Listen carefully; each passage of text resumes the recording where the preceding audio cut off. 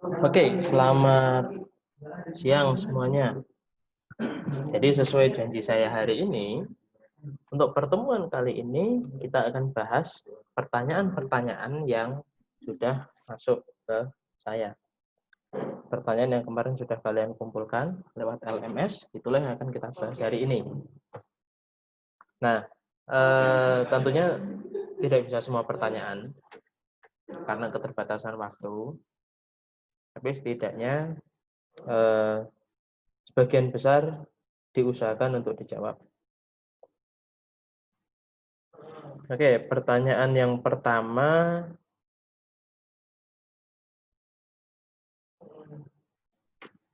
pertanyaannya Jessica Tumewu. Mengapa di Indonesia dalam pengelolaan sumber daya manusianya selalu orang luar yang mengolah dan mengambilnya?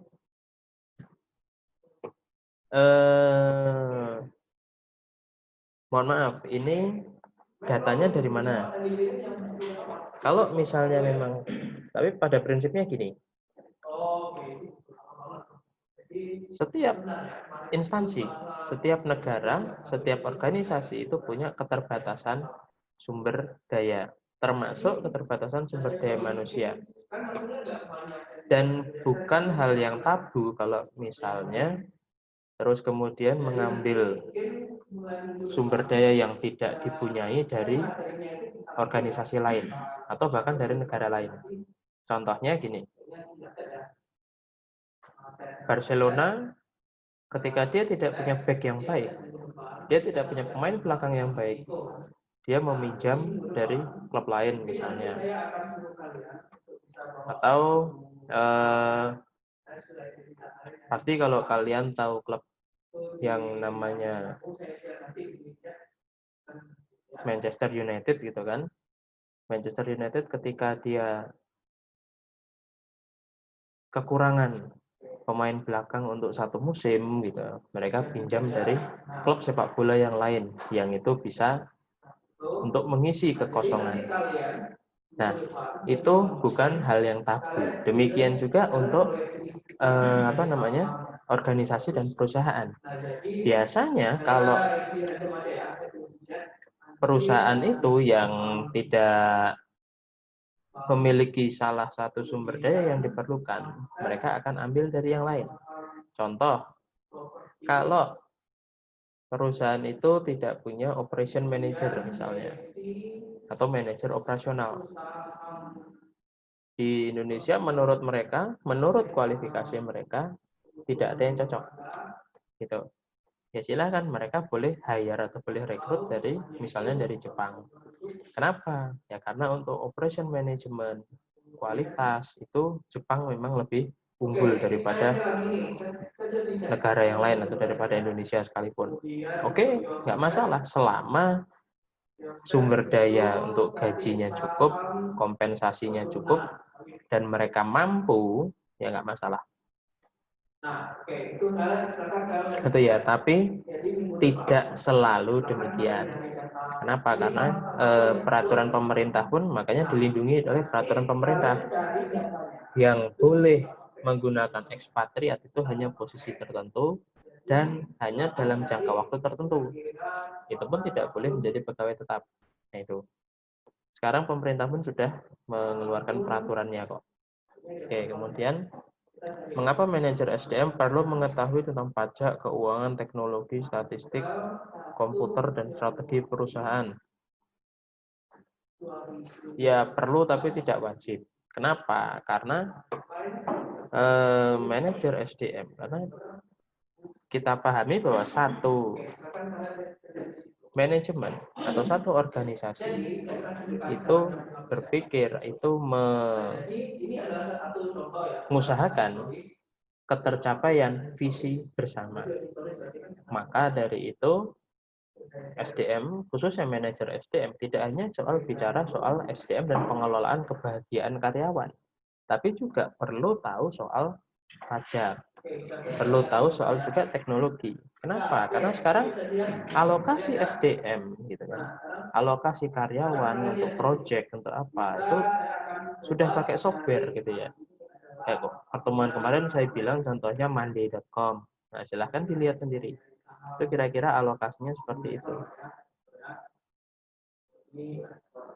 Statistik komputer dan strategi perusahaan, ya jelas, karena ya strategi itu kan juga menentukan SDM apa yang harus disiapkan gitu kan.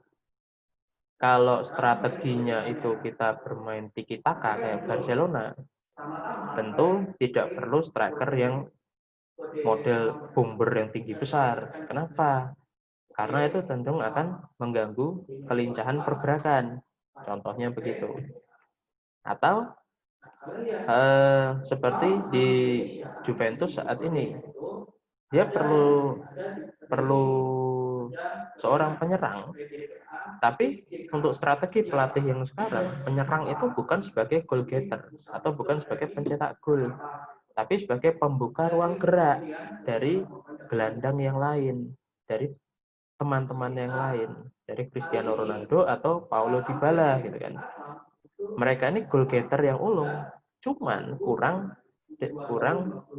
dapat ruang. Nah, kita perlu, artinya Juventus perlu striker, perlu penyerang yang bisa membuka ruang bagi Paulo Dybala dan Cristiano Ronaldo. Maka direkrutlah Oliver Giroud. Itu misalnya. Ya, analoginya seperti itu. Oke, terima kasih Jessica. Terus kemudian yang lain, pertanyaan dari Melin Dewani. Apa peran SDM dari Departemen SDM? Maksudnya gimana? Peran Departemen SDM terhadap departemen lainnya. Ya, Departemen SDM itu pada umumnya yang menyediakan sumber daya manusianya, yang melihat kualifikasi, kebutuhan. Jadi biasanya memang terintegrasi. Pemasaran misalnya perlu orang atau perlu karyawan dengan persyaratan A, B, C, D, E, F, G. Nah, itu ditaruh di SDM. SDM yang menyeleksi. Sesuai nggak dengan requirement ini? Atau misalnya Departemen Keuangan. Perlu orang dengan keterampilan atau kemampuan analisis keuangan. Atau perlu orang dengan kemampuan perpajakan. Nah, silahkan menulis itu kebutuhan, sampaikan ke Departemen HRD atau Departemen SDM. Nah, mereka yang akan membuka lowongan dan yang akan menyeleksi. Kemudian bagaimana dengan rancangan yang sudah dirancang sesuai dengan kebutuhan SDM, tapi masyarakat tidak bisa menjalankan sesuai dengan rancangan yang ada? Ya nggak masalah, karena rancangan SDM itu diperuntukkan bagi satu organisasi, bukan untuk masyarakat umum. Ya, ini yang perlu diperhatikan bahwa rancangan kita bicara soal organisasi atau perusahaan. Dalam lingkup perusahaan atau organisasi, bukan di lingkup masyarakat umum. Ya, kalau masyarakat nggak bisa terima, yaitu urusannya masyarakat, terserah gitu. Yang penting organisasi atau perusahaan kita itu perlunya yang seperti ini dan ini terpenuhi. Ya. Oke, terima kasih. Berikutnya dari Sofia Anggriani.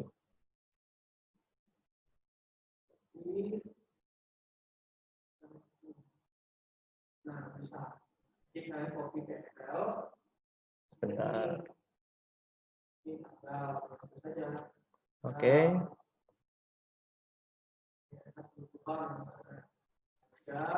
Bagaimana baca satu artikel yang bahas peran penting SDM, jangan lupa. Bagaimana peran para petinggi perusahaan atau organisasi yang memiliki peran untuk menentukan upah yang dapat setiap karyawannya? Biasanya dalam satu karyawan, satu perusahaan yang diketahui sudah memiliki ketetapan upah yang diberikan untuk karyawan. Untuk itu, apa peran manajemen SDM? Ya, jadi manajemen sumber daya manusia, manajemen khususnya Departemen Sumber Daya Manusia itu tidak hanya mengurus masalah upah, ya, tapi juga hal-hal yang lain, misalnya jenjang karir atau yang lainnya, kompensasi yang lain, ya, upah duit itu memang sudah, upah dalam bentuk uang itu memang sudah ada aturannya. ya UMR-nya berapa. Jadi kalau gaji di bawah UMR itu berarti tidak layak. Tetapi kan ada kompensasi dalam bentuk lain. Misalnya, seseorang yang berprestasi kerja atau kerjanya sampai prestasi tertentu, pasti ada reward, ya kan? Ada reward. Atau kalau tidak capai target, ada punishment. Nah, itu bagiannya Departemen SDM. Termasuk juga jenjang karir. Ini karyawan sudah berapa tahun kerja di sini? Atau sudah berapa lama? Atau prestasinya apa? Layak enggak dia untuk dapat promosi jabatan misalnya? Nah itu, jadi SDM atau Departemen SDM, Departemen HRD tidak hanya mengurusi masalah upah, ya. Upah pun ya kita lihat biasanya kalau perusahaan itu lebih suka gaji pokoknya itu setara UMR, tapi bonusnya, insentifnya itu lebih besar daripada gajinya. Bisa jadi lebih besar daripada gaji pokoknya. Misalnya, untuk seorang pemasar, tenaga pemasar itu gaji pokoknya itu hanya UMR 2.500.000. Tapi ketika dia berhasil menjual minimal 5 unit, misalnya anggaplah sales mobil, sales person untuk mobil, dalam 1 bulan bisa menjual 5 unit, itu dapat bonus sebesar 10 juta. Atau per unitnya, per unit terjual dia dapat komisi 30% atau 40%. Nah, itu kan, itu yang ngatur juga siapa? Ya financial dan HRD juga gitu loh, untuk performance gitu kan. Oke, kemudian yang berikutnya, apakah manajemen SDM bertanggung jawab terhadap pelatihan mereka? Namun di satu sisi, Departemen MSDM tidak mengerti bidang departemen tersebut. Apa yang perlu dilakukan oleh MSDM? Pada prinsipnya, pelatihan dan pengembangan SDM itu adalah tanggung jawab dari Departemen HRD. Ya. Nah, tentunya kalau untuk bidang misalnya ya, kalau kontraktor gitu kan, ini harus diberi training bagaimana manajemen operasi gitu kan, bagaimana manajemen proyek. Ya koordinasi lah, ya kan. Itulah fungsi manajemen, ya kan. Managing, organizing, act, dan control. Ya. Jadi koordinasi di sini penting gitu. Tidak berarti manajer HRD itu pegang, dia tahu segalanya, enggak. Ya minimal departemen terkait harus mengkomunikasikan. Ini kita perlu training di sini. Oh gitu, oke, silahkan. Bisa dilaksanakan atau tidak bisa gitu.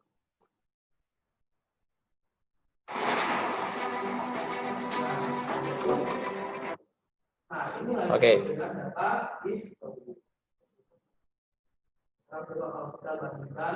Nah, berikutnya pertanyaan dari Alexander Delvieri. Oh, sorry, dari Manji dulu.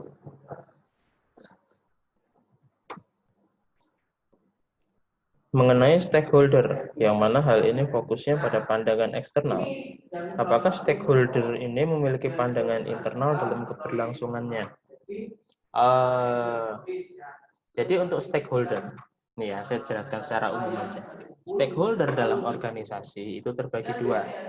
Ada stakeholder internal dan stakeholder eksternal. Misalnya apa?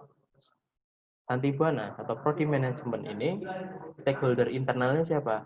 Ya, rektorat, dosen-dosen, mahasiswa, tenaga kependidikan yang lingkupnya ada di internal program studi. Nah, stakeholder eksternalnya siapa?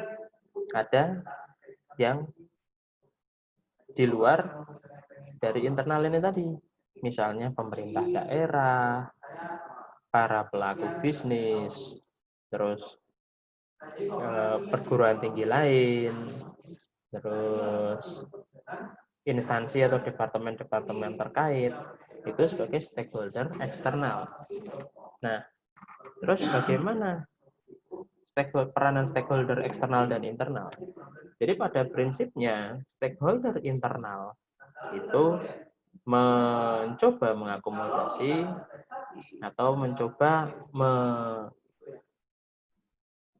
apa ya istilahnya itu stakeholder eksternal itu kita ajak bicara untuk menentukan apa yang harus dilakukan oleh internal. Ya, jadi kalau kemarin saya bilang analisis outside in first, baru inside out gitu loh. Outside in maksudnya adalah apa yang diperlukan oleh eksternal. Eksternal itu perlunya bagaimana sih? Gitu loh. Apa yang harus dilakukan oleh kita sebagai internal agar bisa menjawab tantangan dari eksternal. Misalnya, kalau kemarin kita sempat mengadakan perubahan kurikulum, ya kan? Dalam perubahan kurikulum itu, yang pertama dilakukan adalah kita mengajak bicara atau mengadakan pertemuan dengan stakeholder eksternal. Kenapa?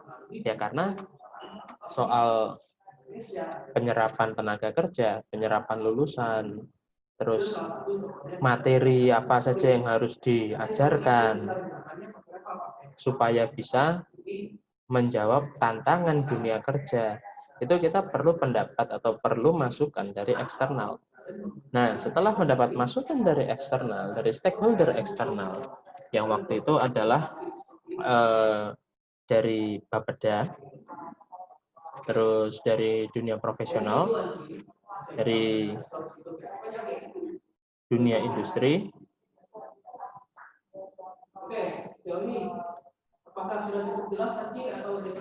dari dunia industri juga. Nah, baru di situ kita rumuskan kira-kira mata kuliah apa yang perlu kita tambah atau perlu kita kurangi atau yang perlu kita modifikasi.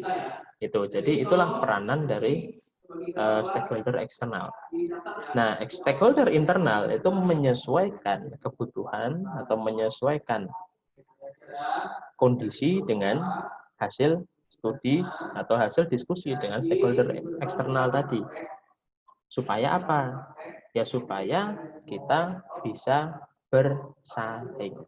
Intinya adalah meningkatkan daya saing. Gitu. Kemudian pertanyaan berikutnya. Mengenai redefinisi peran SDM yang mana harus difokuskan pada masa depan strategik. Jika menggunakan metode ini, apakah yang terjamin hanya strategik masa depan? Bagaimana dengan proses berlangsungnya yang sekarang? Oke, ini kaitannya dengan 4 kuadran yang ada di kemarin ya. Bentar, izinkan saya share screen dulu. Jadi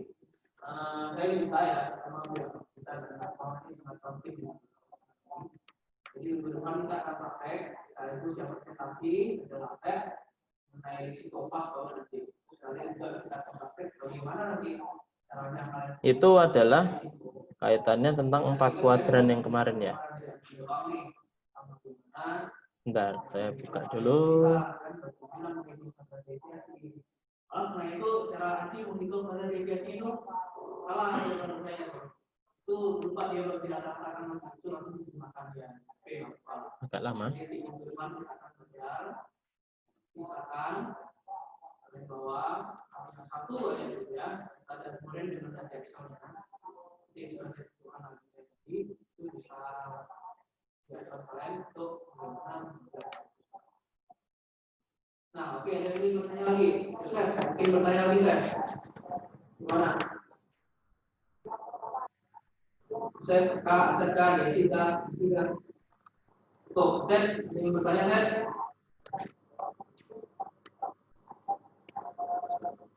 Nah, yang ini ya. Jadi di sini bukan berarti fokusnya hanya pada masa depan, tidak. Tapi di kuadran ini, kalau semakin ke atas itu fokusnya pada masa depan, yang bawah ini fokus pada hari-hari, pada operasional harian. Yang kuadran kiri saya, kuadran sini itu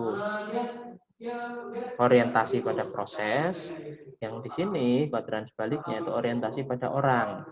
Jadi bukan berarti fokusnya hanya pada masa depan, terus bagaimana dengan semuanya dipikirkan, gitu loh.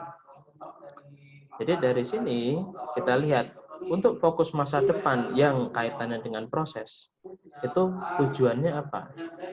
Tujuan yang mau dicapai apa? Manajemen sumber daya manusia secara strategis. Bagaimana mencapai ini? Itu menjadikan karyawan, anggota organisasi sebagai strategic partner, bukan sebagai bawahan.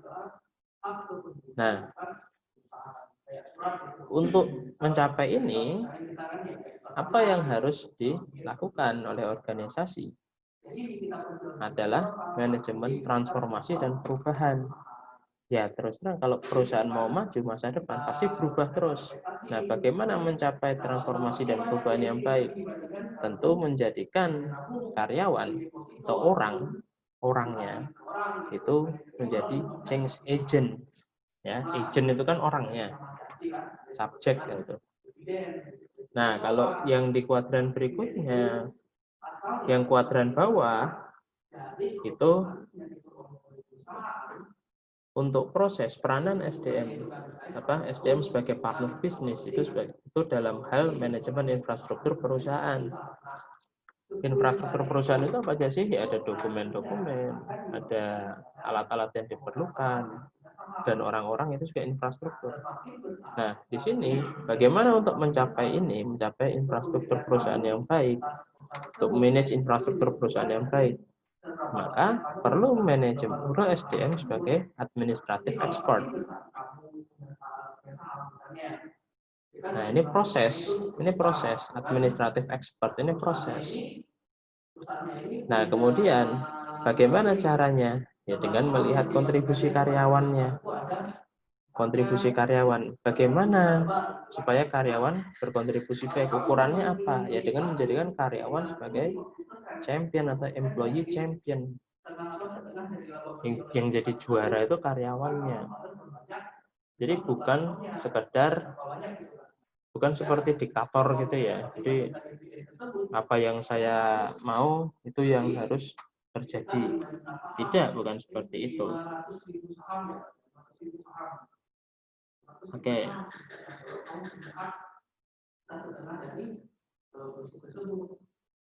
Nah, kemudian saya stop share dulu ya. Oke, nah. Kemudian pertanyaan dari Alexandro Del Vieri. Apakah model SDM tradisional masih digunakan? Ya, mungkin masih ada, ya, karena memang tidak semua pimpinan perusahaan itu bisa fit dengan perubahan-perubahan yang terjadi. Artinya itu kan tergantung kebijakan dari internal perusahaan, gitu ya. Kemudian yang kedua, belum jelas di pengelolaan human capital untuk mengeksekusi strategi. Oke, jadi maksudnya begini.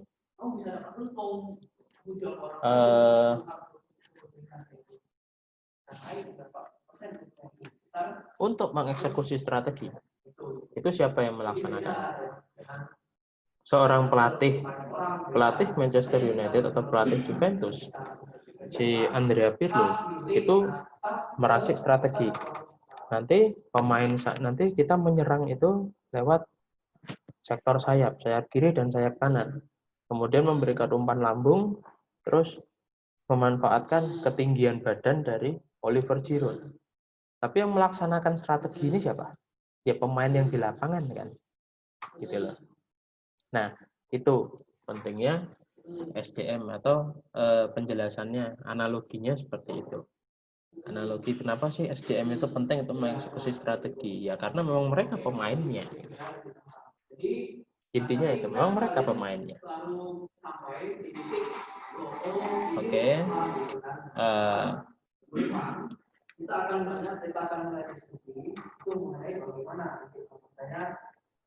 Ya, berikutnya pertanyaan dari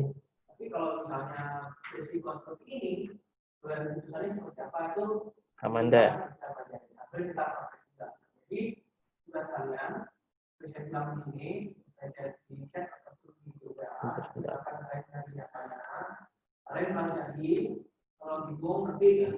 Pada saat ini kita mesti bahas dan terjadi perselisihan antar AS dan Cina. Oke. Jadi gini, tentang Amerika Serikat dan China itu sebetulnya permasalahan yang kompleks ya. Jadi itu adalah dua negara yang berusaha menjadi poros ekonomi dunia. Amerika Serikat memang dulu adalah negara adidaya untuk perekonomian, tapi sekarang tren pasar atau tren perekonomian itu mulai bergeser ke Asia, yang nantinya akan membuat Asia itu menjadi menjadi poros ekonomi baru dari dunia. Kenapa demikian? Coba kita lihat 3 negara berpenduduk terbanyak di dunia itu dari mana saja. Yang pertama RRC atau China, yang kedua itu India, ketiga Indonesia. Semuanya dari mana? Dari Asia. Ya kan? Oleh sebab itulah maka produsen-produsen yang ada di Eropa itu melirik Asia, ya Eropa dan Amerika ya, melirik Asia sebagai target pasar potensial untuk memasarkan barang-barang mereka. Gitu ya. Nah, di sini kalau yang ditanyakan adalah perbedaan teori dan praktek sumber daya antara AS dan China. Jadi salah satu faktor perselisihan yang terjadi antara kedua negara tersebut. Oh, tentunya enggak. Ya, enggak, bukan. Itu tadi alasannya adalah itu. Memang mereka berlomba-lomba. Nah, dari hal-hal yang demikian, kemudian produsen itu mencoba untuk mengefisienkan biaya, mencoba untuk mendekati pasar. Maka dari itu beberapa produsen di Amerika, contohnya Apple, itu membangun pabriknya juga di Cina. Makanya kalau kalian beli iPhone, itu lihat di belakang itu kan lihat design in California, assembly in China. Ya segala macam ya, biaya faktor produksinya pun lebih murah, mulai dari karyawan, biaya shipping, dan lebih dekat dari target pasar, itu pun lebih unggul daripada mereka produksi di Amerika. Memang risetnya masih di Amerika. Nah, perbedaan teori dan prakteknya bagaimana? Tentunya karena perbedaan budaya, ada perbedaan praktek dan teori SDM, khususnya di teori perilakunya. Kalau perilakunya di Amerika itu cenderung individualis, kalau di Asia itu cenderung lebih kolektivis. Artinya apa? Pengaruh dari pergaulan sekitar itu sangat besar. Misalnya gini, orang yang tadinya nggak mau demo, nggak mau ikut demonstrasi, begitu diajak temannya, ayo ikut demonstrasi aja, lumayan dapat nasi bungkus, dia akan ikut. Gitu. Cuman kalau di Amerika mana ada yang seperti itu? Ayo ikut demonstrasi aja. Lah untuk apa saya ikut? Nggak penting ya. Nah itu ya. Jadi budaya kolektivismenya itu masih kuat dibandingkan dengan USA, dibandingkan dengan Amerika atau Eropa. Nah kemudian Amerika Serikat dikenal sebagai negara adidaya. Apakah dengan sistem budaya yang dibangun oleh Cina mampu untuk menjadi negara adidaya di dunia dan bersaing dengan AS? Yaitu tadi bisa. Siapapun bisa. Indonesia pun bisa sebetulnya. Langkah yang telah dilakukan oleh Cina untuk bersaing dengan AS. Ya contohnya ada yang namanya Jack Ma itu kan. Dia mulai menguasai jalur distribusi. Siapa menguasai produksi dan menguasai distribusi, itu dia menguasai dunia. Oke. Nah, kemudian yang lainnya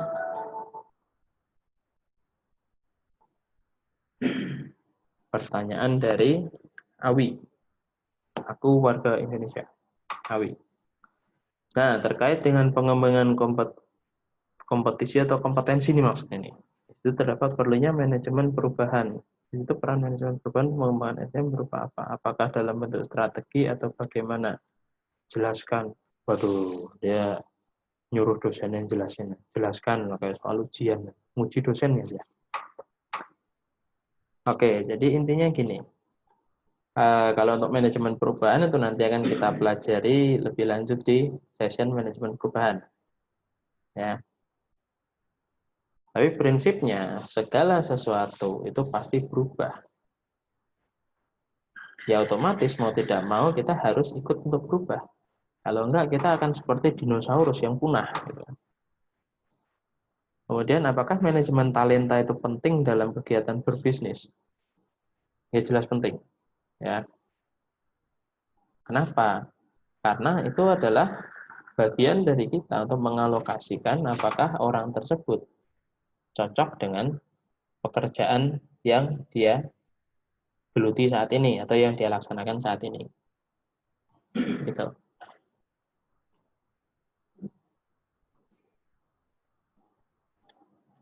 Kemudian dari Astri Anggreni, apa yang dimaksud ketidakjelasan strategi dalam model SDM tradisional? Jadi gini, SDM tradisional itu kan hanya mengurus masalah personalia, gitu kan? Hanya mengurus masalah karyawan aja, tapi tidak pada strategi. Makanya lebih dikatakan sebagai pengelola, bukan sebagai departemen untuk menunjang perusahaan.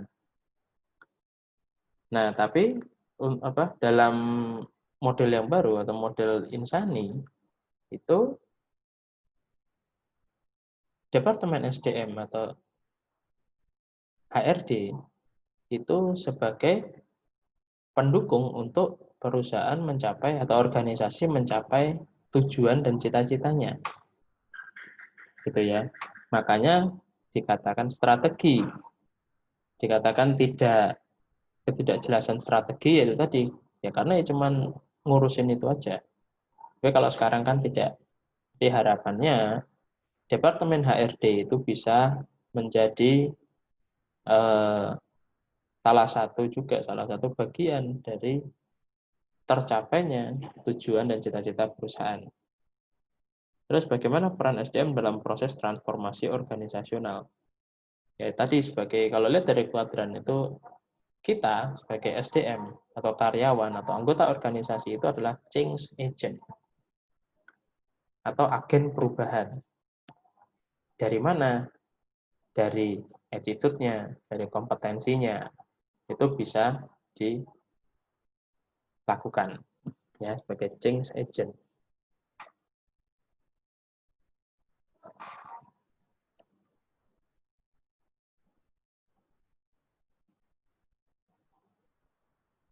Kemudian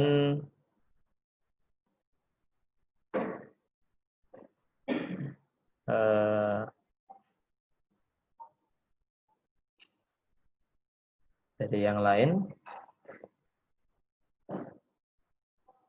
Alicia Diana Amoy, apa yang dimaksud dengan mental wellness? Bukan penjelasan mental illness. Oke, mental wellness berarti dia mau, ya. Wellness itu kan willingness itu kemauan. Berarti dia punya kemauan untuk berkembang. Nah, itu yang seharusnya atau yang diharapkan dimiliki oleh setiap individu atau setiap anggota organisasi.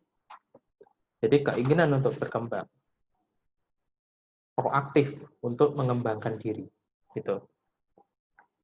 Kemudian apa yang dimaksud dari tingkat depresiasi rendah dalam eksekusi strategi workforce perusahaan yang akan menghasilkan kinerja rendah dengan fokus personal issue? Oke, ini kaitannya dengan workforce atau mental kerja. Ya, jadi fokusnya itu adalah pada mental kerja pada pengembangan organisasi atau pengembangan bisnis. Bukan pada gibah-gibah atau gosip-gosip tentang personal issue. Yaitu bukan levelnya dari seorang profesional. Karena apa? Kebanyakan gibah itu pasti kinerjanya juga rendah. Oke, Pertanyaan berikutnya dari Friska Devi. Dalam model kompetensi sumber daya manusia 2012,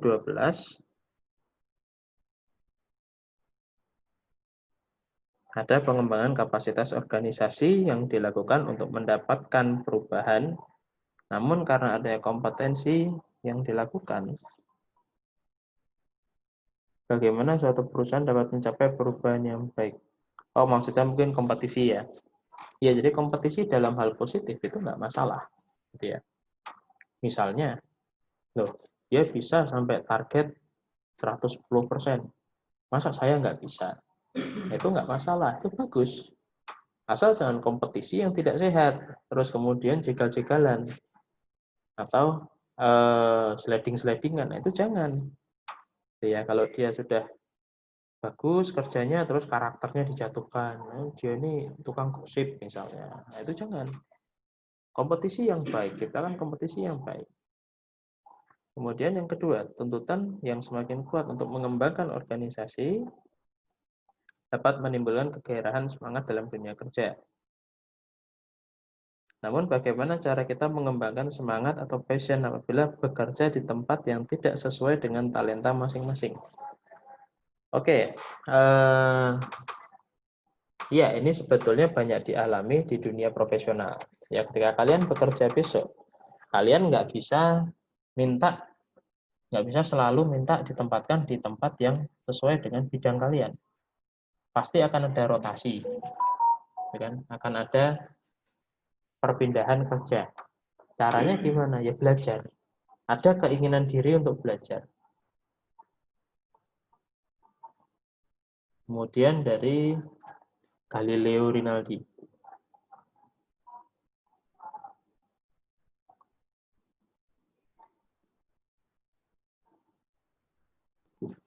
Sumber daya manusia menjadi aspek terpenting yang harus dimiliki oleh setiap manusia. Jadi bagaimana peran kita yang memiliki SDM baik untuk membantu meningkatkan SDM bagi mereka yang saat ini sedang krisis SDM, terutama SDM bagi para pekerja. Jadi peningkatan SDM itu bisa dua yang dilakukan. Bisa pendekatan intensifikasi atau diversifikasi atau ekstensifikasi.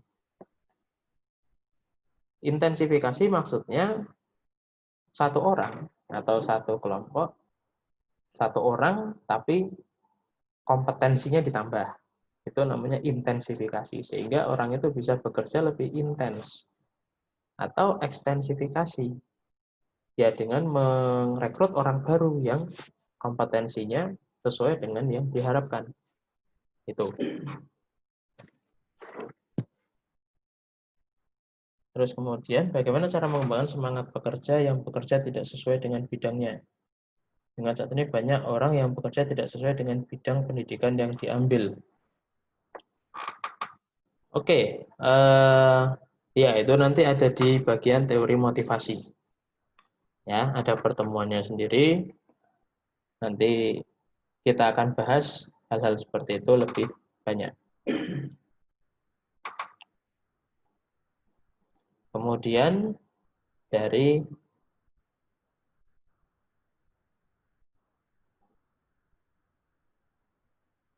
Helminus Mardi.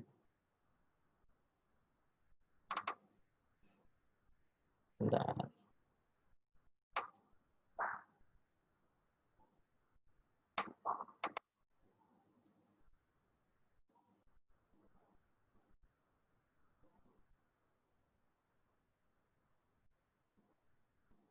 Oke, dari punya Hirliana dulu deh.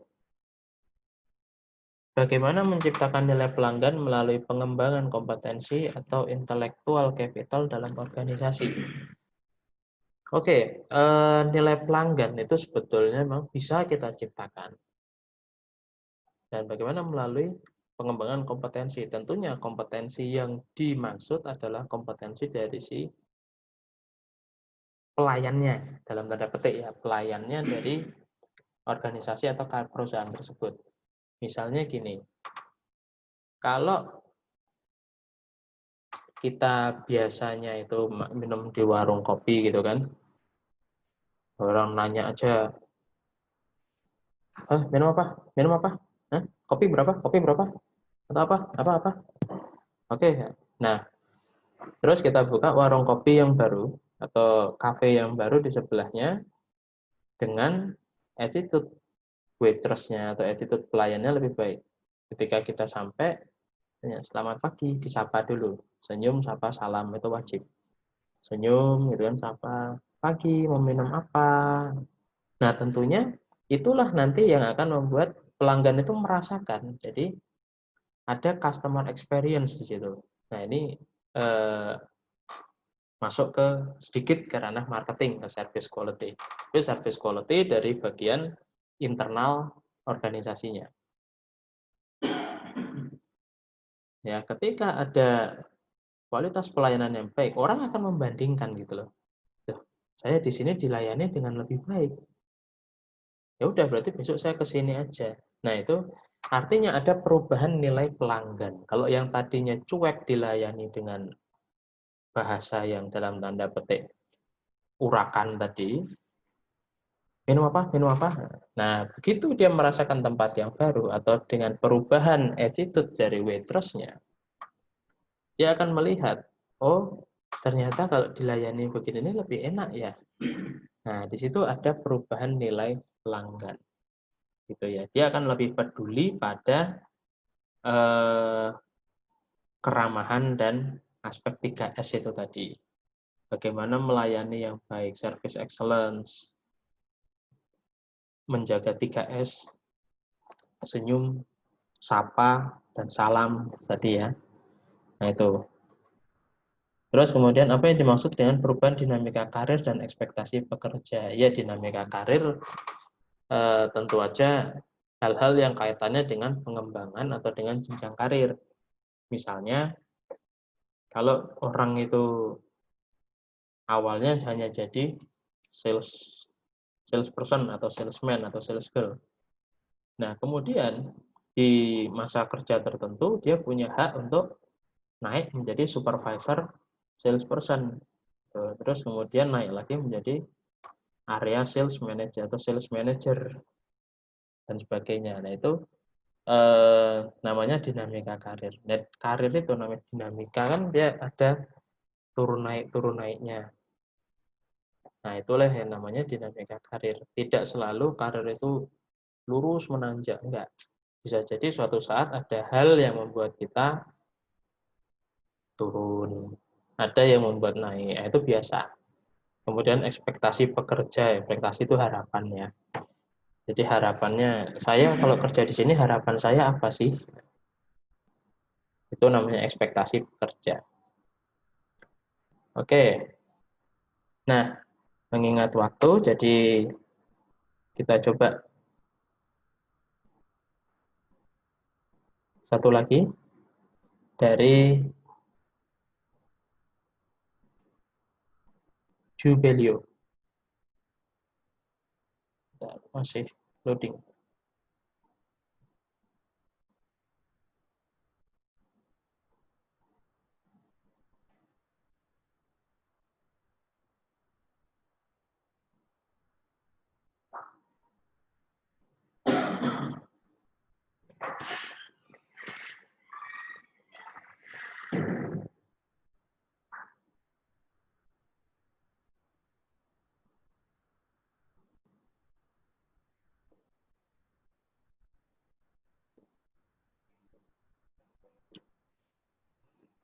Oke, ini pertanyaan dari Jubelio.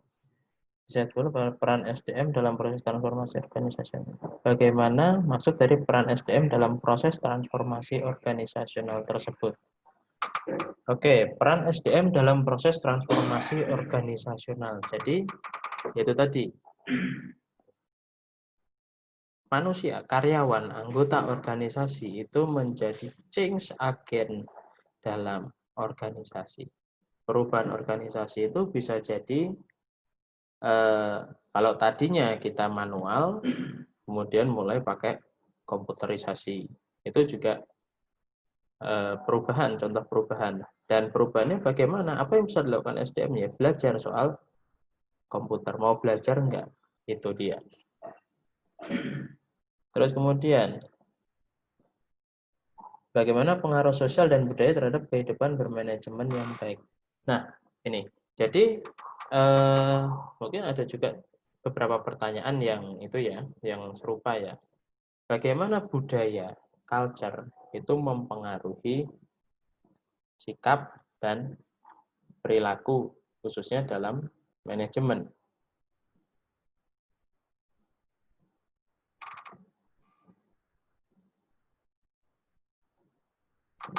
Jadi gini, contohnya kalau ini saya contohkan ini ya, budaya Jawa ya. Jadi untuk budaya Jawa, jadi kita dalam budaya Jawa itu cara kita bicara itu berbeda antara bicara dengan teman sebaya atau bicara dengan orang tua, orang yang lebih tua. Gitu. Nah, sedikit banyak budaya itu mempengaruhi tatanan nilai organisasi. Ya, karena kita tahu ada pepatah atau ada peribahasa di mana bumi dipijak, di situ langit dijunjung. Ya kan? Nah, itu lokasi organisasinya di mana? Kalau biasanya kalau di Jawa itu kita cara ngomong aja berbeda dan sangat peka sekali terhadap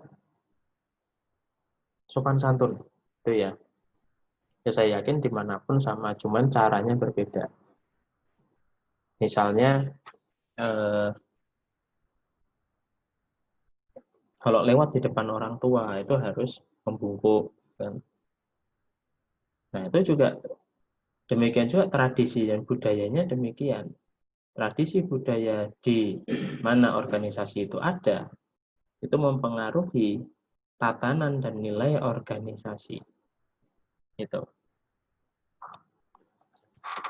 soal nilai kultur ya.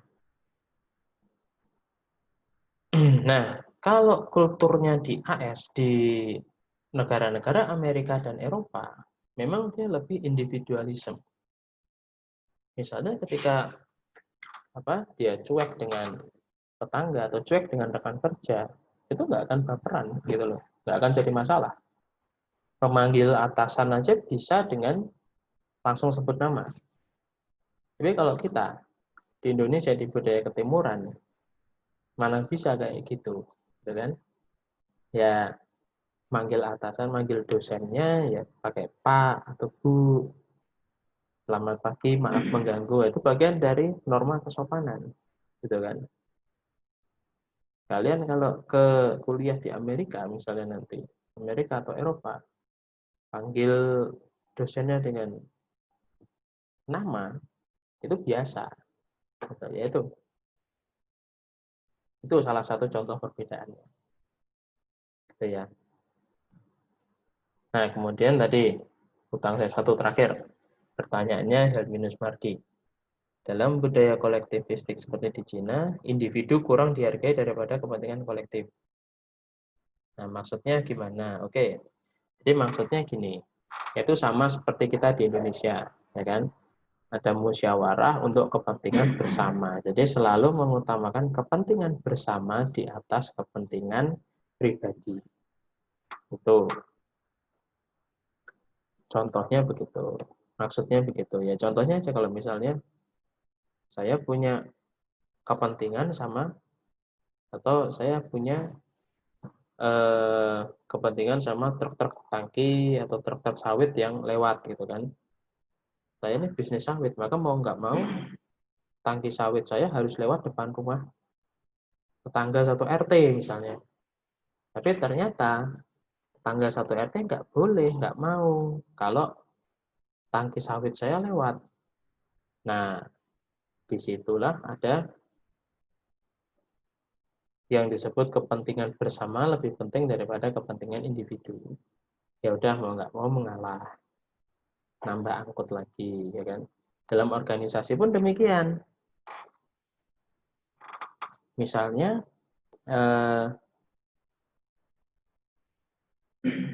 saya hari ini harus mengurus kepentingan saya pribadi. Tapi hari ini nih di kerjaan di kantor ada rapat gitu ya. Ya udah, berarti rapat dulu baru nanti ngurus hal pribadinya belakangan. Tapi kecuali kepentingan keluarga loh ya, karena untuk kelancaran karir dan kelancaran segala sesuatunya itu harus ada prioritas. Jadi yang pertama, kalau saya itu prioritas paling utama, paling pertama adalah keluarga. Nomor satu keluarga, nomor dua pekerjaan, nomor tiga baru pelayanan. Ya, dasarnya apa? Yang pertama karena kalau keluarga inti ya, istri anak itu harus jadi yang utama. Karena mereka yang akan menemani kita sampai akhir hayat gitu kan. Kalau pekerjaan, kita kehilangan pekerjaan, kita masih bisa cari pekerjaan. Kita kehilangan ladang pelayanan, kita masih bisa cari ladang pelayanan. Kehilangan pekerjaan, masih bisa cari pekerjaan. Tapi kehilangan keluarga, apa mau dicari keluarga baru? Tentu akan beda rasanya. Kehilangan istri, kehilangan anak, pasti beda rasanya dengan kehilangan pekerjaan. Cari istri baru, Pak. Mungkin bisa, tapi tentunya akan berbeda. Ada penyesuaian lagi, segala macam. Cari istri kan nggak gampang. Oke, jadi gitu. Itu maksudnya kepentingan kolektif itu lebih dihargai daripada kepentingan individu.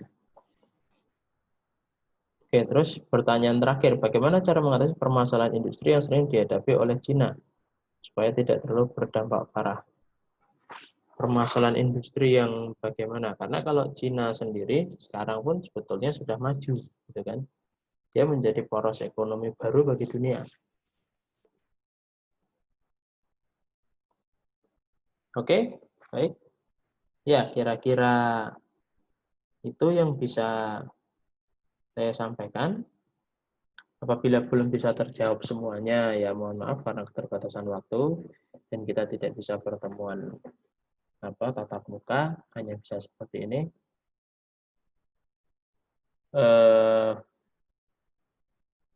Selamat melanjutkan aktivitas. Terima kasih dan selamat pagi.